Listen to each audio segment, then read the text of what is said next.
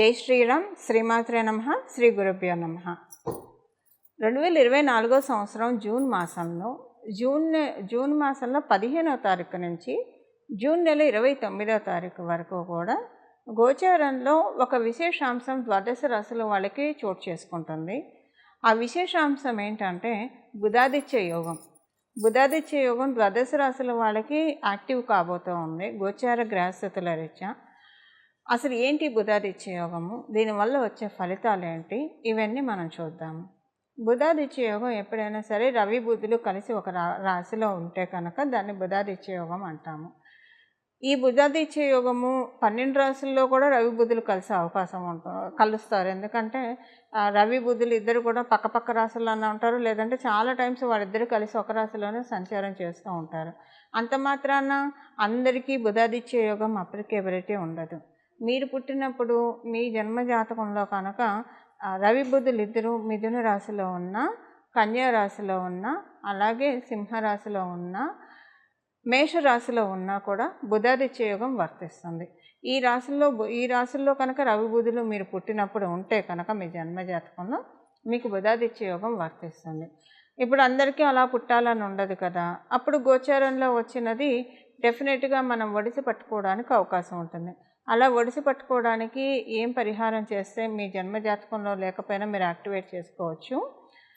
ఇప్పుడు గోచారంలో ఇస్తుంది కాబట్టి మీరు యాక్టివేట్ చేసినా చేసుకోకపోయినా ఫలితం మీకు ఉంటుంది. కాకపోతే ఫలితాన్ని మీరు 100% ఫలితాన్ని 80% తీసుకోగలుగుతారా, లేదంటే మీరు యాక్టివేట్ చేసుకోకపోయినా మీకు 40 to 50% వస్తుంది. సో తెలుసుకోవడం వల్ల మనం ఆ పరిహారం చేయడం వల్ల మ్యాక్సిమం దాన్ని మనం గ్రహించడానికి, ఆ యోగాను మనం కంప్లీట్గా అబ్జర్వ్ చేయడానికి అవకాశం ఉంటుంది.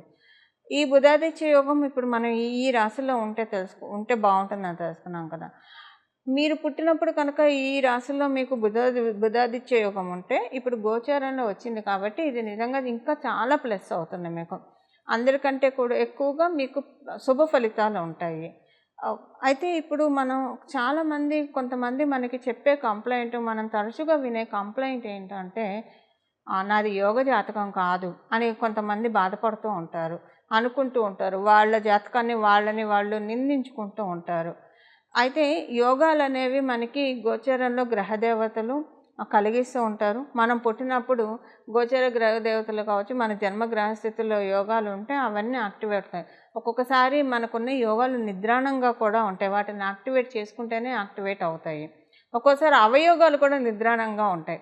అవయోగాలు నిద్రాణంగా ఉంటే మంచిదే, వాటిని యాక్టివేట్ చేసుకోకపోతే మనకంటే ఈ జన్మలో అవయోగం ఉన్నా కూడా పూర్తిగా అనుభవించకుండా మనల్ని తేలిగ్గా గట్టెక్కిస్తాడు పరమాత్ముడు. సో అవయోగం నిద్రాణంగా ఉంటే అక్కడ అర్థం ఏంటంటే ఇంకా భగవద్ ఉపాసన, భగవద్ ఆరాధన ఎక్కువగా చేసుకుంటే ఆ అవయోగం నుంచి తొందరగా మనం అంటే వచ్చే జన్మలకి, ఉత్తర జన్మలకి వాటిని క్యారీ చేసుకోకుండా కాపాడబడతాం.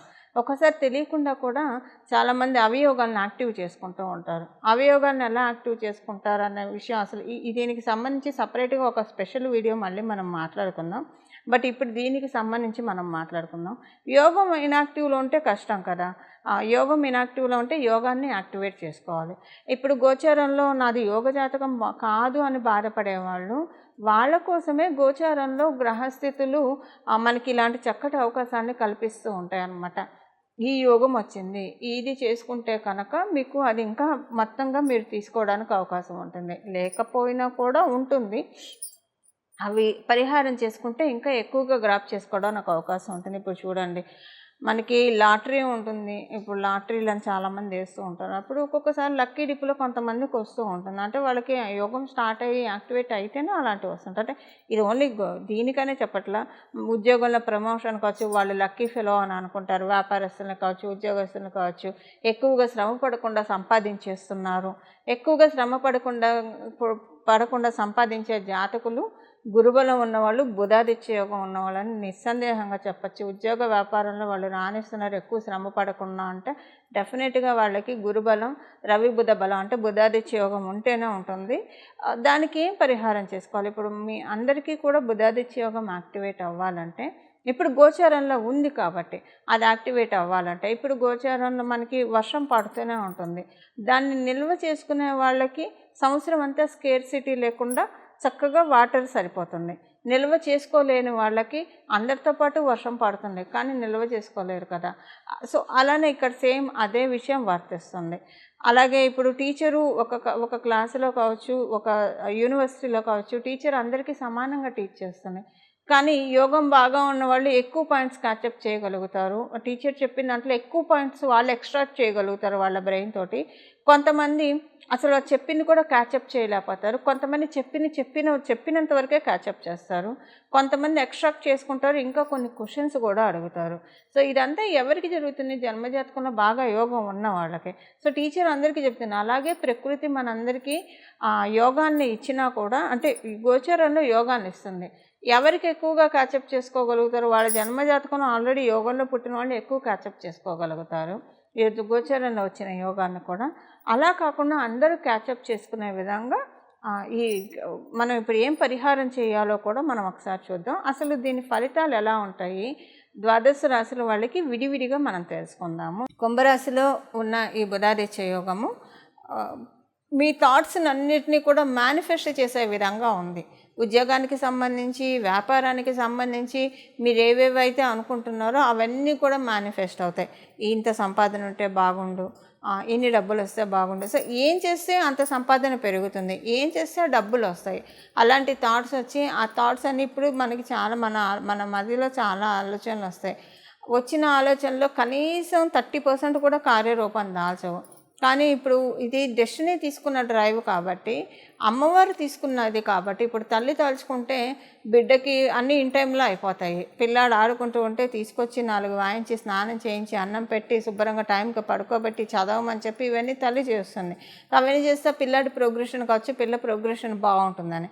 అలాగా ఇప్పుడు మీకు డెస్టినీ, ప్రకృతి మాత మీ జీవితంలో వచ్చే ప్రతి ఆలోచనలు కూడా కార్యరూపం దాల్చేట్టు చేస్తుంది. షార్ట్ ట్రిప్స్ వల్ల గెయిన్స్ చాలా బాగా ఉన్నాయి. ట్రిప్స్ వల్ల గెయిన్స్ ఉన్నాయి, అంటే జర్నీస్ వల్ల గెయిన్స్ మీకు సమకూరుతాయి. సంతానానికి సంబంధించి ఎస్పెషల్లీ ఎక్స్ట్రీమ్ గుడ్ పీరియడ్ అని చెప్పాలి. కుంభరాశిలో పుట్టిన వాళ్ళకి సంతానానికి సంబంధించి సంతానం సంతోషంగా ఉండే సమయము, సంతానాన్ని చూసి మీరు గర్వపడే సమయం కూడా ఈ బుధాదిత్య యోగం వల్ల వస్తుంది. ఫైనాన్షియల్గా మీరు అనుకున్న థాట్స్ అనే ఏ సేవింగ్స్ చేయాలి, ఒక గృహాని కోసం ప్రయత్నిస్తున్నారా, అవన్నీ కూడా అయ్యే విధంగా, మీకు ఇన్కమ్ రూట్ అయ్యే విధంగా డెస్టినీ మిమ్మల్ని ఆశీర్వదిస్తుంది. ఏం చేస్తే మీ ఇన్కమ్ పెరుగుతుందో ఆ పనులన్నీ కూడా మీ చేత చేయిస్తుంది డెస్టినీ. ఇవి కుంభరాశి వాళ్ళకి బుధాదిత్య యోగం వల్ల వచ్చే వరాలు. బుధాదిత్య యోగం మీరు యాక్టివేట్ చేసుకుంటే గోచారంలో ఉన్నది ఎలా మీకు ఫలితాన్ని ఇస్తుంది. ఇప్పుడు మనకి జరగబోయే ఈ బుధాదిత్య యోగము జూన్ నెల 15వ తారీఖు నుంచి 29వ తారీఖు వరకు బుధాదిత్య యోగం ద్వాదశ రాశుల వాళ్ళందరికీ ఉంది. ఈ ఉన్న బుధాదిత్య యోగము ఈ ఫలితాలు ఈ రాబోయే 5-6 నెలల్లోపు మీరు తీసుకోవడానికి, గ్రాప్ చేసుకోవడానికి చాలా చక్కగా ఉంటుంది. ఇప్పుడు మనం పరిహారం చూద్దాం. పరిహారము ఎప్పుడైనా రవి బుధులు ఇప్పుడు మిథున రాశిలో కలుస్తూ ఉన్నారు కాబట్టి చక్కగా శ్రీరామచంద్రమూర్తిని ఆరాధించడం చాలా చక్కటి పరిహారము. రవి బుధులు ఎప్పుడైనా సరే రవి బుధులు బుధాదిత్య యోగాన్ని ఎవరికైతే ప్రసాదిస్తూ ఉన్నారో వాళ్ళు ఎవరైనా సరే శ్రీరామచంద్రమూర్తి ఆరాధన చేయడం ప్రారంభిస్తారో, వాళ్ళు ఎవరైతే మాటకు ముందు జై శ్రీరామ్, మాట తర్వాత జై శ్రీరాము, పడుకున్నప్పుడు జై శ్రీరామ్, లేస్తూ జై శ్రీరామ్, తినే ముందు జై శ్రీరామ్, తిన్న తర్వాత జై శ్రీరామ్, ఎవరితో మాట్లాడాలన్నా ఖాళీగా ఉన్నప్పుడు కూడా జై శ్రీరామ్ అనుకోవడం, శ్రీరామచంద్రమూర్తి ఆరాధన చేస్తూ ఉంటే నెమ్మదిగా వాళ్ళ జాతకంలో ఉన్న అవయోగాలన్నీ కూడా అంతం చేసేస్తాడు. అంటే తొక్కి పట్టి ఆ పరమాత్ముడు మన జాతకంలో ఉన్న అవయోగాలన్నింటినీ కూడా మన కాళ్ళ కింద చెప్పు కింద తేలులాగా మనకి వాటిని చేసేసి వాటిని తొక్కుకుంటూ మనం పైకి వెళ్ళే విధంగా భగవంతుడు మనల్ని కటాక్షిస్తాడు. బుధాదిత్య యోగం అసలు మీకు గోచారంలో కాకపోయినా విడిగా కూడా మీ జన్మజాతకంలో ఉన్నా లేకపోయినా యాక్టివేట్ చేసుకోవడానికి ఈ రెమెడీ ఎప్పుడు పనిచేస్తుంది. అంటే ఇండైరెక్ట్గా యాక్టివేట్ చేసుకోవడానికి ఈ రెమెడీ ఎప్పుడు పనిచేస్తుంది. ఇప్పుడు గోచారంలో ఉంది కాబట్టి తప్పకుండా ఈ నెల రోజులు, ఇంకా గట్టిగా మాట్లాడితే ఈ 5 నెలలు ఎవరైతే శ్రీరామచంద్రమూర్తి ఆరాధన చేస్తారో, మీ ఇంటి దగ్గర శ్రీరామచంద్రమూర్తి ఆలయం ఉంటే ఆలయానికి వెళ్ళి ఎవరైతే ప్రదక్షిణం చేసి వస్తారో అక్కడ ఉన్న ఋత్వికులకి కొంత సంభావన ఇచ్చేసి దక్షిణ ఇచ్చేసి వస్తారు. ఆలయం లేకపోయినా సరే, అంటే రామాలయం లేని ఊరు ఉండదు, ప్రాంతము ఉండదు కాబట్టి ఒకవేళ ఏ పరిస్థితుల్లో అయినా లేకపోతే ఉన్నా లేకపోయినా కూడా ఆలయ దర్శనం చేసుకుంటూ దాంతోపాటు శ్రీరామ రక్ష స్తోత్రాన్ని ప్రతిరోజు ఉదయాన్నే చదవండి. ప్రతిరోజు ఉదయాన్నే శ్రీరామ రక్ష స్తోత్రం చదువుతూ దానితో పాటు హనుమాన్ చాలీసా 3 సార్లు చదవాలి. 3 సార్లు హనుమాన్ చాలీసా చదవడం వల్ల శ్రీరామచంద్రమూర్తిని ఎప్పుడైనా హనుమంతుడితోటి కూడి ఆరాధించడం వల్ల ఏమవుతుందంటే, ఎప్పుడైనా సరే శ్రీరామచంద్రమూర్తిని ఆరాధిస్తూ ఉండడం వల్ల తెలియకుండానే కొన్ని చుట్టూ పరిస్థితులు ఏమన్నా ఇబ్బందికరంగా అవుతూ ఉన్నాయేమో అన్నట్లు కలిమాయ మనల్ని ప్రలోభపెడుతూ ఉంటుంది. అందుకే చాలామంది శ్రీరామచంద్రమూర్తిని ఆరాధించడానికి కొంతమంది భయపడతారు. అది అస్సలు చాలా అపోహ. శ్రీరామచంద్రమూర్తి మోక్షాన్ని, కైవల్యాన్ని ప్రసాదించే పరమాత్ముడు. ఆయన్ని పట్టుకొని సర్వస్వ శరణాగతి చేస్తే మన జీవితంలో సాధించలేనిదంటూ ఏముండదు. కాకపోతే ఈ కలిమాయ వల్ల, ఈ లౌకిక మాయ వల్ల భయపడుతూ ఉంటారు చాలామంది. అసలు చదువుకోగానే ప్రారంభించగానే ఏవో ఒక అవరోధాలు, ఇంట్లో ఏవో ఒక ప్రతికూలతలు చూసి అమ్మో ఈ పూజ వల్ల ఇలా అయిందేమో అన్న భ్రమలోకి, అపోహలోకి వెళ్ళిపోతారు. వాళ్ళు వెళ్ళేది ఆ భ్రమ అపోహలోకి కాదు, వాళ్ళకి తెలియకుండానే వాళ్ళు ఊబిలోకి కూరుకుపోతారు. ఊబిలోకి కూరుకుపోయిన వాళ్ళని పరమాత్ముడు కూడా కాపాడలేడని మనకు తెలుసు కదా. అలాంటి పరిస్థితుల్లోకి కలిపురుషుడు, కలిమాయ లాగేస్తుంది అనమాట. అందువల్ల అలాంటి ప్రలాభాలకు అస్సలు లోన్ అవ్వకండి. శ్రీరామచంద్రమూర్తి పలికే దైవం. అందుకే అలాంటి వాటికి మీరు లోన్ అవ్వకుండా ఉండడానికి ప్రొటెక్టింగ్గా శ్రీరామ రక్ష స్తోత్రం చదువుతూ వెంటనే హనుమాన్ చాలీసా 3 సార్లు చదవడం వల్ల ఇలా కలిమాయ ప్రలోభ పెట్టకుండా తోకతో ఆయన జాడించి కొడతాడు. మనకు వచ్చే ప్రతికూల పరిస్థితులన్నీ జాడించి కొట్టి మనల్ని చక్కగా మనం దేనికోసమైతే ఈ పరిహారం చేస్తున్నామో దాన్ని మనకి అందించడానికి, దాన్ని మనం చక్కగా ప్రొటెక్టివ్ వేలో మనకు వస్తుంది అని చెప్పడంలో ఏమాత్రం సందేహం లేదు. ఈ పరిహారం చేసుకోండి మీరంతా కూడా. ఈ పరిహారం చేసుకొని శ్రీరామచంద్రమూర్తి ఆశీస్సులతో పాటు ఎప్పుడైనా శ్రీరామచంద్రమూర్తిని హనుమంతుడితోటి సహితంగా పూజిస్తే కనుక మనకి చాలా బాగుంటుంది. చాలా ప్రొటెక్టివ్గా, సెక్యూర్డ్గా, చాలా కరేజ్గా మన పనులన్నీ మనం చేసుకుంటాం. చాలా చక్కని డ్రైవ్ తోటి మనం వెళ్తాము. ఈ పరిహారం చేసుకొని బుధాదిత్య యోగాన్ని మీరందరూ కూడా యాక్టివేట్ చేసుకోవాలని, తద్వారా వచ్చే శుభ ఫలితాలని మీరందరూ అందుకోవాలని చెప్పి నేను కూడా మనస్ఫూర్తిగా శ్రీరామచంద్రమూర్తిని అలాగే హనుమంతుడిని ప్రార్థిస్తున్నా. దాంతోపాటు ఒక చిన్న మంత్రం కూడా మీరు ఈ 5 నెలలు స్మరించడానికి ప్రయత్నించండి. రక్షాస్తోత్రం, శ్రీరామ రక్షాస్తోత్రం, హనుమాన్ చాలీసాతో పాటు మీరు ఏం చేస్తూ ఉన్నా సరే, ఏ పని చేస్తున్నా ఈ నామాన్ని కూడా జపించుకోండి. ఈ 5 నెలలు విడవకుండా ఈ నామాన్ని భక్తి శ్రద్ధలతో జపించండి.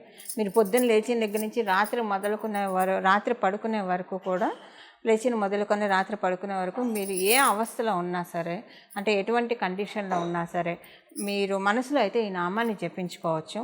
మీరు ఆడవాళ్ళైతే ఋతుక్రమంలో ఉన్నా, లేదా అశౌచంలో ఉన్నా, ఎలాంటి జాతా శౌచంలో ఉన్నా, మృతా శౌచంలో ఉన్నా, ఎలాంటి పరిస్థితుల్లో ఉన్నా ఈ నామాన్ని జపించుకోవచ్చు. ఎందుకంటే ఒకవేళ మీరు ఋతుక్రమంలో ఉండి లేదా అశౌచంలో ఉన్న, జాతా శౌచం, మృతా శౌచంలో ఉంటే రక్షాస్తోత్రాన్ని, హనుమాన్ చాలీసాని చదవచ్చా చదవకూడదు అని అది చదవచ్చు, అంటే చదవకూడదు యాక్చువల్గా. సో అలాంటి అనుమానం ఏమన్నా ఉన్నప్పుడు ఈ నామాన్ని చదవచ్చు. బట్ చదవగలిగిన రామరక్షా స్తోత్రాన్ని అలాగే హనుమాన్ చాలీసాని చదువుతూ ఇది కూడా చదువుకుంటే కనుక అద్భుతమైన ఫలితాలు ఉంటాయి. ఆ మంత్రాన్ని ఇప్పుడు మనం చూద్దాం. శ్రీరామ భక్తాయ హనుమతే నమః. శ్రీరామ భక్తాయ హనుమతే నమః. శ్రీరామ భక్తాయ హనుమతే నమః. ఈ నామాన్ని చక్కగా పగొడిసి పట్టుకొని చాలా చక్కటి అనుకూల ఫలితాలని మీరందరూ మీరందరూ అందుకోవాలని చెప్పి నేను కూడా మనస్ఫూర్తిగా శ్రీరామచంద్రమూర్తిని మరియు హనుమంతుడి చరణాలని ప్రార్థిస్తూ మంగళం. నమో భగవతే వాసుదేవాయ.